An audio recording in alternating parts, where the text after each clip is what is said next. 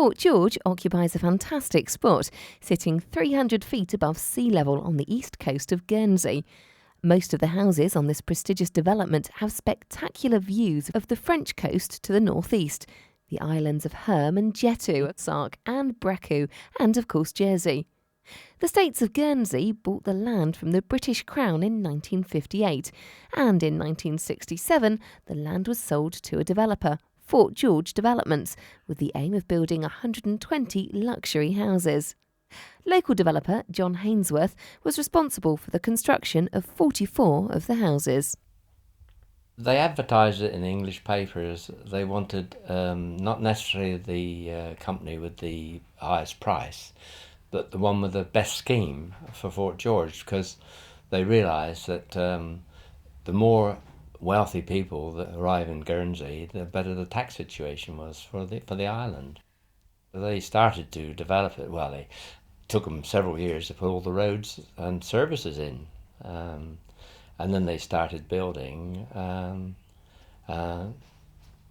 not very successfully.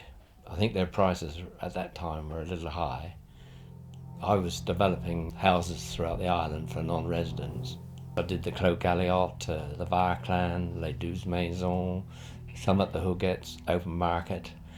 But then the States put a complete ban on open market properties throughout the island. So I thought, well, there's only one area of land left now that's for open market, which is Fort George, because that will always be open market. The States designated open market. They could not take that away. In 1966, I thought I better see if I can get involved with Fort George. So I went to London and met the directors. In fact, there was a chap called Peter True, who was a Conservative MP, and I asked him, could I buy some of the land, or first of all, I wanted to get involved in a development of flat roof bungalows that they had approved. But I missed that by only a couple of weeks. They're a big company. They make a decision, they don't go back on it. So I came back to Guernsey and very disappointed that I didn't really get involved in it. So I thought, well, now what's the next best thing? They had 3 houses stuck up on Fort Road that stuck up like sore thumbs that had been there for ages. They couldn't sell them. So I thought, why don't I try and buy the land either side of that and see if I can get the prices right, so which I did, and they sold me in 1967 5 plots for $20,250. As I then developed the sites and I started selling these houses, I mean, I had a local company, local chaps, local manager. It was very, very efficient, and we could produce these houses at the right price. And I started selling houses up there, 12,500, 13,500, 14,250. And when I got up to 20, I thought, oh, this is quite something. But then, as soon as I started selling, it enabled me to go back into Rush and Tompkins and buy more land. So as I sold the houses and developed, I bought more and more land, which enabled me to end up with a total of 44 houses on Fort George. The Citadel and lower lines, some of the lower lines. You know, it's quite a good... It was a big gamble, but it paid off. I used to be called a traitor to the island by my friends, and but I said, my bank manager's very happy.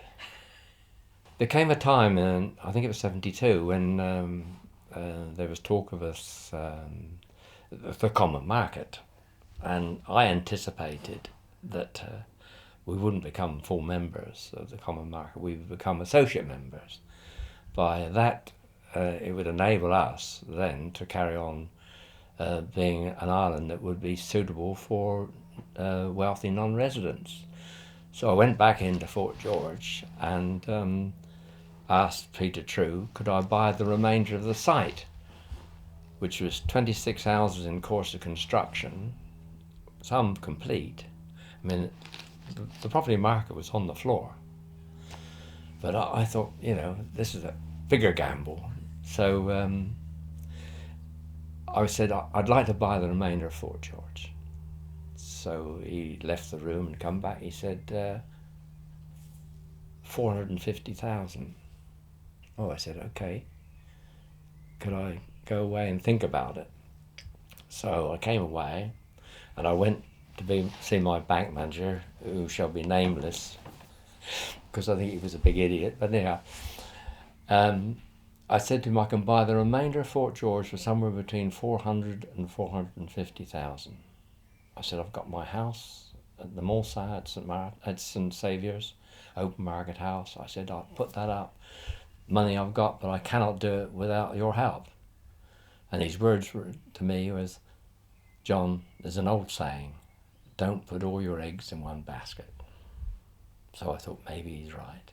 So I went out the bank, I left the bank, and then I thought, well, maybe if I could just buy the land and not the 26 houses that had been started. So off I go back in, and I did. I bought the land, which was the Citadel, and on the outskirts of the Citadel, because they had put in numerous sets of plans and been thrown out by the IDC. So I employed an architect called George Bramwell and Associates, who had a pretty good record in getting approval, and they had meetings with the IDC, and they agreed the plans that are there now, the Citadel houses, because they were built in the moat. I wouldn't call them the best looking houses, but you know, that we got approval for them, and we built them, and they were going like hotcakes. It's a wonderful location. It's a wonderful site. I mean, some of the houses up on that site are really great.